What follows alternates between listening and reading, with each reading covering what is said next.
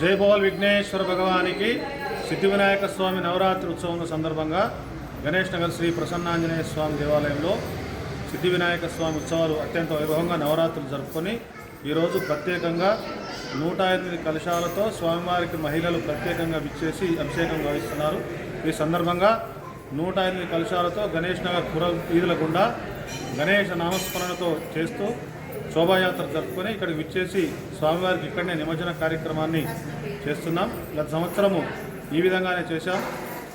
ఎక్కడైనా సరే వినాయక మండపాలలో మట్టి వినాయకుడిని ఏర్పాటు చేసి ఈ విధంగానే నిమజ్జనం చేయడం వలన పర్యావరణం కాపాడినట్టు అవుతుంది. కాబట్టి గణనాథుడు అంటేనే ప్రకృతికి సిద్ధమైనటువంటిది. అట్లాంటి ప్రకృతిని నాశనం చేయడానికి పిఓపి వినాయకులను పెట్టి చెరువులలో వేసి ఆ చెరువులను అన్నింటినీ కూడా కలుషితం జరుగుతుంది. కాబట్టి అట్లా కాకుండా దయచేసి అందరూ ఇదే విధంగా వినూత్నంగా గత సంవత్సరం ప్రారంభించడం జరిగింది. ఈ సంవత్సరం ఇక్కడే కాకుండా నేను పూజ చేసేటువంటి ఇంకొక 2-3 వినాయకులను కూడా ఈ విధంగానే అక్కడే నిమజ్జనాన్ని చేస్తున్నారు. ఇది సంతోషకరమైనటువంటి విషయం.